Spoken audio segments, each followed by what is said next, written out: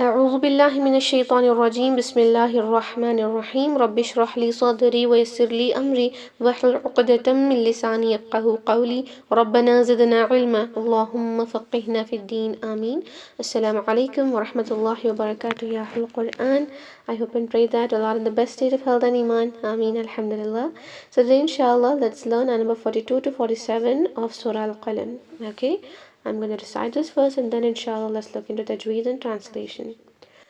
أعوذ بالله من الشيطان الرجيم بسم الله الرحمن الرحيم يوم يكشف عن ساق ويدعون إلى السجود فلا يستطيعون خاشعة أبصارهم ترهقهم ذلة وقد كانوا يدعون إلى السجود وهم سالمون فذرني ومن يكذب بهذا الحديث سنستدرجهم من حيث لا يعلمون وأملي لهم إن كيدي متين أم تسألهم أجرا فهم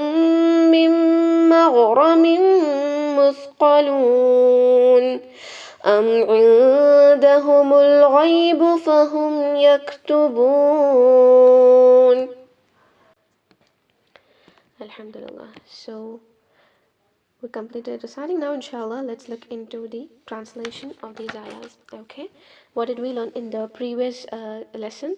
Subhanallah, we learned like Allah subhanahu wa ta'ala asking the rhetorical questions to the disbelievers, right? And also for the believers nowadays, we must also ponder upon it and think deeply of the questions which Allah asked the disbelievers here. What did Allah ask? The questions which made these disbelievers think deeply, providing evidences for their concept. What was their concept? They thought that they're also going to enter Jannah just like the believers will enter into Jannah, right? So Allah is asking them, can you really think أَفَنَجْعَلُ الْمُسْلِمِينَ كَالْمُجْرِمِينَ that Muslims and mujrim, the criminals, can be treated same? If so, if you believe in your concept, then bring us evidence. Allah asks for the textual evidences, and if you don't have any textual proof for that, then you can bring a za'im, a person who is responsible and is going to take care of whatever you said and will make you enter Jannah. Bring that person. No, there was no person who can come forward. And then finally Allah asked the partners you associate with Allah subhanahu wa ta'ala, فَلْيَأْتُوا بِشُرَكَائِهِمْ. If you have any kind of partners which you associate with Allah subhanahu wa ta'ala and you trust them, you worship your idols, bring them forward so that they can take responsibility for your Jannah. Subhanallah, thought-provoking questions, right? Which made these kuffar to think deeply and come out of their delusional life. Subhanallah, because they were deceived with their life that they are going to live forever and the death is going to end, they're not going to be resurrected, and there will be no hisab or kitab, right? But when Allah asked this question, that made them think deeply. When they are ready to think deeper, now Allah subhanahu wa ta'ala, subhanallah, brings a mighty humbling scene now, okay, which is going to unfold on the day of Qiyamah. Subhanallah, beautiful scene, not just beautiful, we can say it is very intense scene, horrific, terrifying scene, which is going to be taken place during the day of Qiyamah, and Allah mentions that only one time in the Quran, that is in this surah. Subhanallah, let's learn this scene so that our hearts get humbled, right? Inshallah. Ayah number 42. يَوْمَ يُكْشَفُ عَنْ سَاقٍ وَيُدْعَوْنَ إِلَى السُّجُودِ فَلَا يَسْتَطِيعُونَ. Okay. يَوْمَ يُكْشَفُ عَنْ سَاقٍ. Allahu Akbar. Allah says the day the shin will be uncovered. The shin will be uncovered. Where Allah is saying, beware of the day the shin will be uncovered. That is, from this ayah we come to know that on the day of Qiyamah, Allah will uncover his shin, with which we come to know Allah has a shin.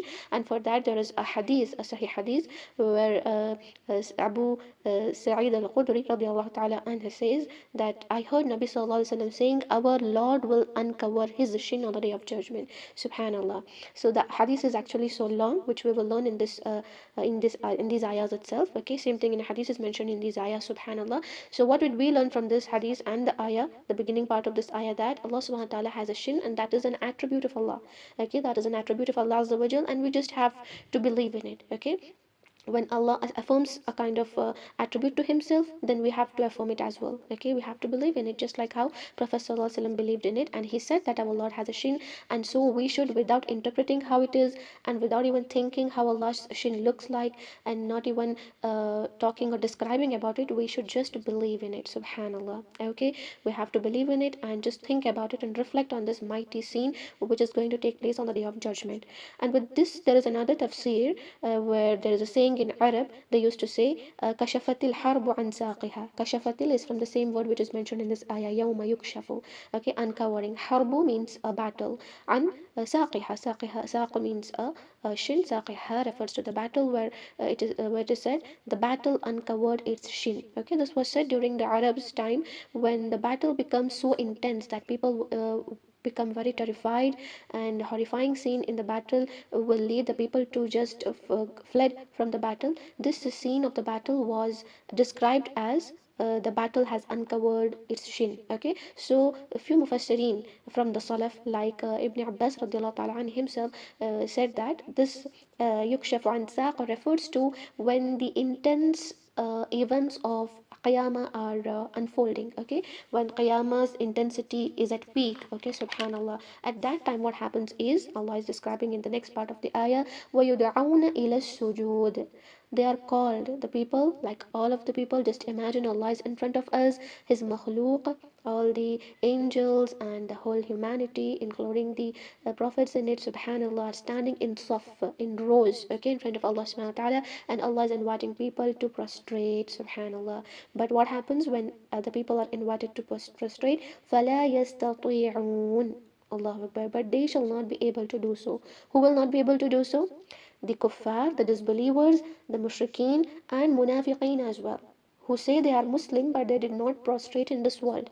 Even if they did the prostration to Allah subhanahu wa ta'ala, that was to show off, just to show they are Muslim but inside they are not, or they are fasiq. The one who said La ilaha illallah but never prostrated in his lifetime, even that person comes under this. How can he become a Muslim when he did not do prostration? This ayah is also a great warning, intense warning for a person who is not believing in, who is a believer but is not prostrating. Subhanallah. You can find many examples around. Okay, I can find many examples around in the relatives somewhere, right, or in your neighbors. You can find, and our duty is to convey this message to them. If we see it, we have to say it to them, right, with a good saying, not by humiliating them, but with a beautiful thing. We should make them understand this, that prayer is so much important, because if you did not prostrate here, you're not going to be prostrating on the day of Qiyamah when Allah will invite you. Okay, because Allah is inviting them here five times daily to prayer, but they're not going to be prostrating there. They want to prostrate. What Allah says, فَلَا يَسْتَطِيعُونَ, means Allah will not give them istita'at to prostrate. It means they want to do so. Here, when Allah is calling them to prostrate, they did not. But there, when they see the intense events of Qiyamah is unfolding and they want to prostrate to Allah subhanahu wa ta'ala, but Allah will not give them the ability to do so. In hadith, the hadith which I just mentioned you now, it continues, and in that hadith it is mentioned that the people at those time, the disbelievers, their back will become stiff and hard like a log. Okay, like a log, wooden log, and they will not be able to prostrate even if they want to. And also, see, prostration is kind of a state in the salah which makes you humble and which gives you comfort. It is a position where we are, subhanallah, very close to Allah subhanahu wa ta'ala. That is a position of rahmah, and Allah loves us when we are in prostration, right? That is the position where the du'as are accepted, subhanallah. So it is a very good and beautiful position of hope, of iman, of belief, right, of humility, subhanallah, where our sins are forgiven, where our du'as are accepted, a comfortable place, subhanallah, state. So Allah subhanahu wa ta'ala will not let this person taste that comfort or hope in Allah subhanahu wa ta'ala during the day of judgment, who will not prostrate in this dunya. Allahu Akbar. So great warning.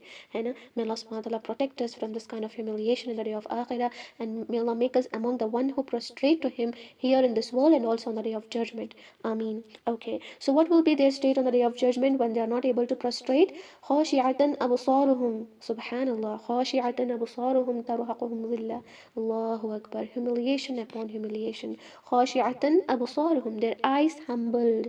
Okay, their eyes are downcast. That means their eyesight will be lowered, looking down to the earth, just like how the criminals in the world you see on television or on the news. When you see them, their eyes will be looking downwards towards the earth. They don't want to have an eyesight with the people around them, because they are so shameful of they are very guilty of what they did, of their crimes. So the biggest crime of these disbelievers are they did not believe in Allah subhanahu wa ta'ala. They did not prostrate to him in this world. So now their eyesight is down, looking down due to the shame they have now. And then خاشعة أبصارهم ترهقهم ذلة. Allahu Akbar. They'll be totally covered with disgrace, with humiliation. They are covered with disgrace, hopelessness, despair, complete loss, because now they know when they're not able to prostrate, that means they are going into hell. Allahu Akbar. There is no hope left. Subhanallah. So these people who are not, don't just think about this believer while reading these ayahs. All the believers who are not prostrating to Allah subhanahu wa ta'ala also come. When Allah is calling 5 times, Hayya al salah and Hayya al falah, come towards the salah and to the success, they are not going. They are not going. Allahu Akbar. So now what happens to them? They are not going to prostrate on the day of judgment as well. Okay, so Allah now states the reason of why they are in this zillah and why are they not able to prostrate, because وَقَدْ كَانُوا يُدْعَوْنَ إِلَى السُّجُودِ وَهُمْ سَالِمُونَ. Allahu Akbar. And indeed they used to be called upon to prostrate while they were sound. Subhanallah. That is when they were completely fine. That is in this dunya, we used to call them 5 times a day, right? We used to call them to pray, to prostrate in front of Allah subhanahu wa ta'ala, but they did not come to prayer. Allah uses the word wahum salimun, means when they were healthy, when they were able to bend, because on the day of judgment their back got stiff now. They are not able to prostrate, they are not able to bend, subhanallah. But today we are able to bend, right? We can go down and do sujood, we can bend and go down and do sujood, subhanallah. But when they were salimun, sahih salim, they did not do this. Allahu Akbar. When their back was flexible, they did not offer the salah, they did not offer the sujood. But today, when Allah subhanahu wa ta'ala, they want to do. Now in the akhir, obviously, when seeing the intensity of the qiyamah, these people want to do sujood. But Allah says, now you are not able to do. We just remove that ability of you to do sujood now. Subhanallah, Allah has given us a lot of time to make sujood, to offer salah, to go into prostration. The comfortable, the place and the state of comfort of our life is sujood, subhanallah. And if we are not going to offer salah on time and not going to take this time and take use of this time which Allah has utilize this time which Allah subhanahu wa ta'ala has blessed us with, then we are going to be regretting in the akhirah, right? May Allah subhanahu wa ta'ala not make us among such person. So remember, salah is the second pillar of Islam, right? The first is to believe in Allah, ashhadu an la ilaha illallah wa ashhadu anna muhammadur rasulullah. And if we believe in Allah subhanahu wa ta'ala, the next thing we do is salah, subhanallah.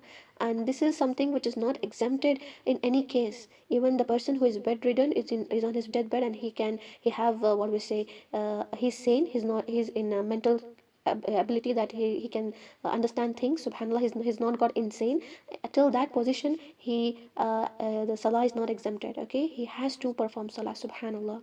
So that is an important pillar of Islam. For other pillars, you can see, for fasting, if you have health issues or something, you can do the fasting later, or else at least if you are like completely every time you are unhealthy and you cannot fast, then you can give fidya for that, subhanallah. And when it comes to zakat, only one who is rich should pay and who has istita'at, right? His mal should reach the nisab. And for the hajj, for them also it is istita'at, right? But this is the salah that is very, very important, subhanallah. And that too sujood, the place of comfort, Allah talks about that. So it is very important for us that we must offer our salah on time. Now comes in the next ayah the more intense warning. These two ayahs were about sujood. Now comes something very much intense. Allahu Akbar. A threat to disbelievers and a greatest warning for the humanity. What is it? فَذَرْنِي وَمَنْ يُكَذِّبُ بِهَذَا الْحَدِيثِ سَنَسْتَدْرِجُهُم مِّنْ حَيْثُ لَا يَعْلَمُونَ. Allahu Akbar. فَذَرْنِي. Just see this word, فَذَرْنِي. Dharni means leave me alone. Allah subhanahu wa ta'ala is saying to Prophet sallallahu alaihi wasallam, leave me alone. فَذَرْنِي with whom? وَمَنْ يُكَذِّبُ بِهَذَا الْحَدِيثِ. Leave me alone with this person who is continuously rejecting the Quran. هذا الحديث, the word hadith here is used for the Quran. هذا الحديث, this book. The one who is continuously rejecting this book, we are reminding them they're rejecting, you're reminding them they're rejecting, especially to the people of Quraysh at that time. Nabi Sallallahu Alaihi Wasallam is reminding them, and what are they doing? They're torturing him and his followers, right? Allahu Akbar. They used to torture them, and they used to create obstacles in the way of da'wah, which Prophet Sallallahu Alaihi Wasallam used to do. They used to create obstacle in his preaching, subhanallah. So now Allah says, you just leave me, ya Nabi, leave me and him, I will be one on one. Subhanallah. Very, we can't even imagine. Just think of a person in this world itself, someone who is very strong and someone who is too weak, and you just left them alone to fight. Obviously the one who is weak will be destroyed. But here it's not about the person, it is someone who is so powerful, so great, the strongest one, that is Allah subhanahu wa ta'ala is saying, this person to whom Allah is sending reminders upon reminders, reminders upon reminders. But what is he doing? He's disbelieving, he's dishonoring. So just leave him to me. I'm gonna handle him. I'm gonna deal with this person. Allahu Akbar. Just look at the wrath of Allah subhanahu wa ta'ala. What he's gonna do with this person. Allah says that as well. What he's gonna do with him? سَنَسْتَدْرِجُهُم مِّنْ حَيْثُ لَا يَعْلَمُونَ. سَنَسْتَدْرِجُهُم comes with the word istidraj, means gradual, progressively. Okay, what Allah will do with him? He will gradually lead them into punishment from where they have never even imagined. Okay, from where they don't even know. Okay, la ya'lamun, they don't even know. From there Allah subhanahu wa ta'ala will gradually lead them to the punishment. Not just simply they did a sin and Allah holds them. No, Allah will leave them. Istidraj is a kind of concept of Allah's punishment, that Allah will let this person to do sins, more sins. For example, if you think in a person's life, he has a lot of wealth, he has a lot of health, that means Allah is providing him this. Okay, this is actually istidraj, the concept of istidraj, where Allah says, I will open him the door of provision, of rizq, of health, of wealth, of fame. This person will be simply enjoying his life, subhanallah, but in that he is sinning. What he thinks is, person thinks is everything is going on right. I have health, I have wealth, I have prosperity, I have fame, everything is going fine, so Allah is pleased with me, or I'm doing good. If he is a non-disbeliever, he thinks whatever I'm doing is good, even if you believe in some other god. Obviously disbelievers who is mushrik is believing in some idols, so-called god, and he's thinking that those god is provided, those gods, those so-called idols are providing to him this provision, health, wealth, and everything. Okay, and he thinks that he's doing right, even if he's he's so cruel and he is destroying the good people. Especially you can see nowadays, if we see the politicians, the corrupt politicians, what we think is, sometimes we think, right, like, why is Allah just leaving them even live in this world, right? They don't deserve to live in this world. But on the other hand, the Muslims, the children are being killed. So Allah is saying this is his concept. Allah is explaining this and clearing the doubts of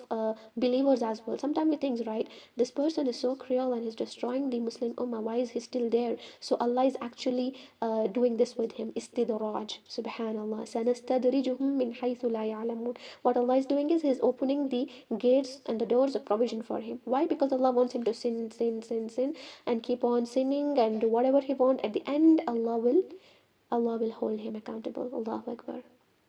And that sudden holding is far greater than continuous punishment. Okay, you do something, you're punished, you do something, you're punished, then you stop punishing. But someone who does a thing which is very bad, heinous kind of act, Allah is not punishing them there.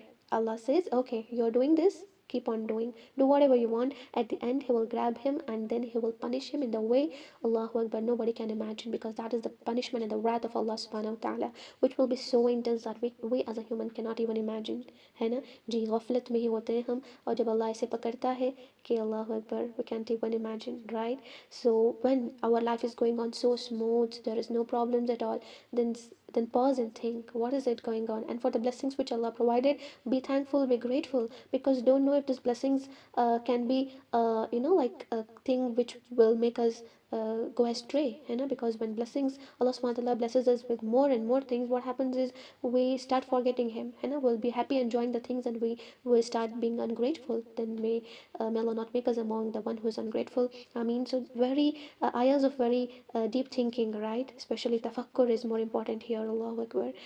So yeah, Allah then says, وَأُمْلِي لَهُمْ إِنَّ كَيْدِي مَتِينٌ. Allahu Akbar. And Allah talks about same istidraj, which Allah said in the previous ayah, سَنَسْتَدْرِجُهُمْ. Allah is explaining that to us now. وَأُمْلِي لَهُمْ.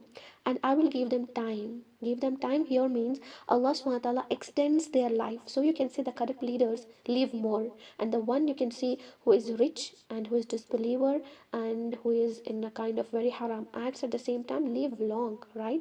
Why? Because Allah is saying wa umli lahum, we are giving them time. Okay, we are giving them time, we are extending their life and also their provision, so that they can gradually, they are deceived, okay, by this life and by this position and provision whatever they got, and they think that Allah is happy with them, pleased with them, to whoever they believe as a God is happy with them, but actually it is Allah subhanahu wa ta'ala who has opened this provision to them, and at the end what Allah does is Allah holds them, right? And Allah says inna kaydi mateen, this is the plan of Allah and my scheme is firm. Subhanallah, my plan is intense and strong. Allah's plan, Allahu Akbar, this is his scheme, this is his plan.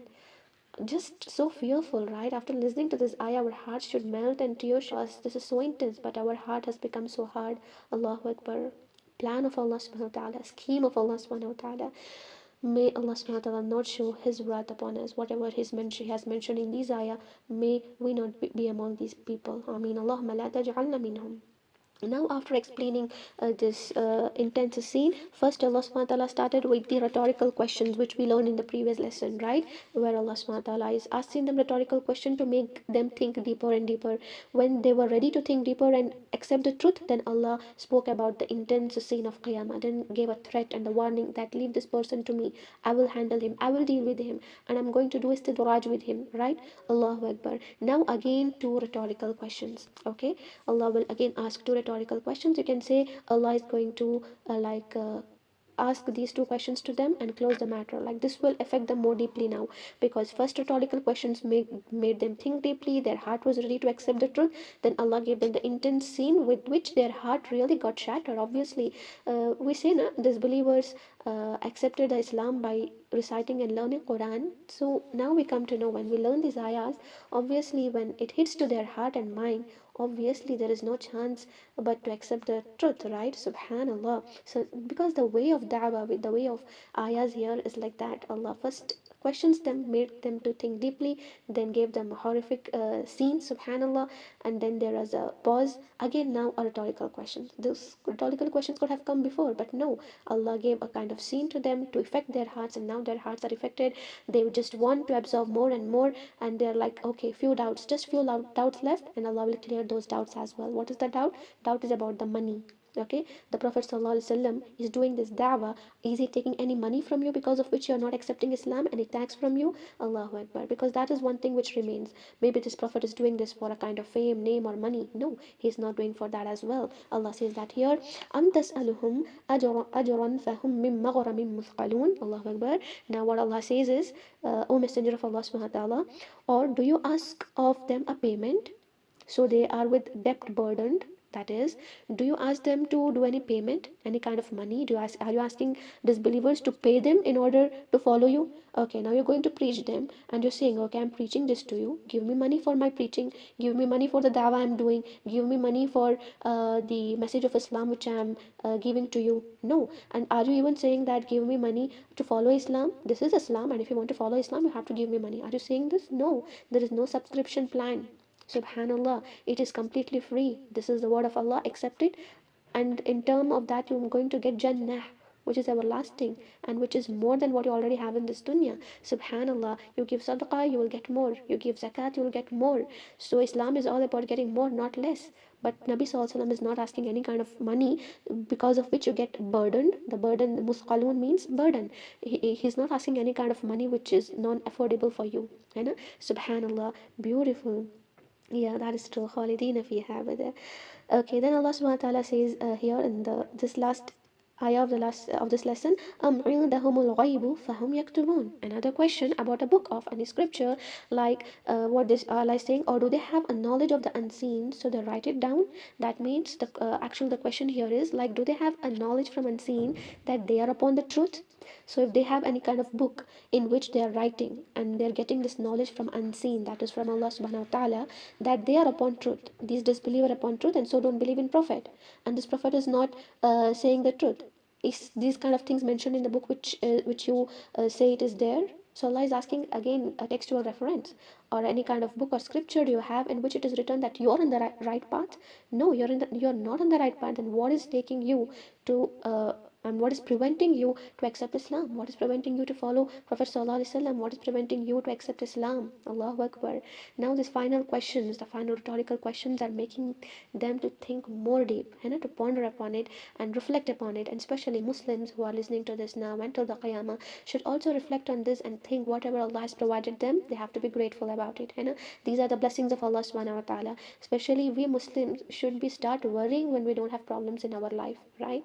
When we don't have problems, that means maybe Allah just left us on our own. Do whatever you want. The same istidraj mentioned in the previous ayah. We have to be thinking that why we don't have problems, because problems are something which makes us closer to Allah subhanahu wa ta'ala, removes the sin, cleans our heart, right? Subhanallah. But if we don't have, we have to ponder, think which ni'mah of Allah subhanahu wa ta'ala are we not, are have we taken granted for, right?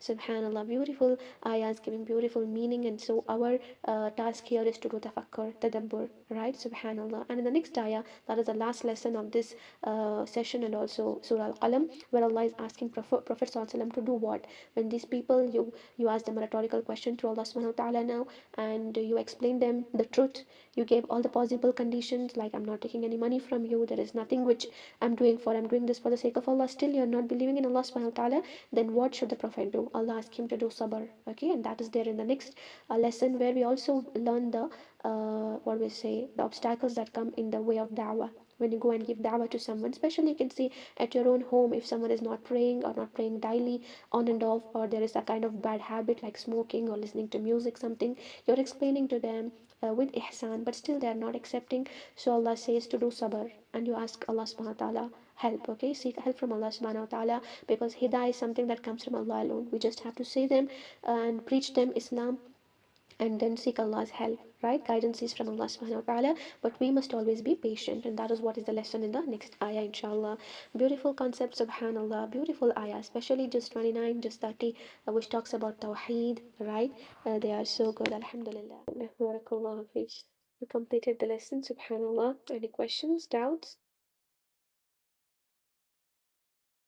No? Okay. We'll decide this tomorrow, inshallah. Let's end the meeting.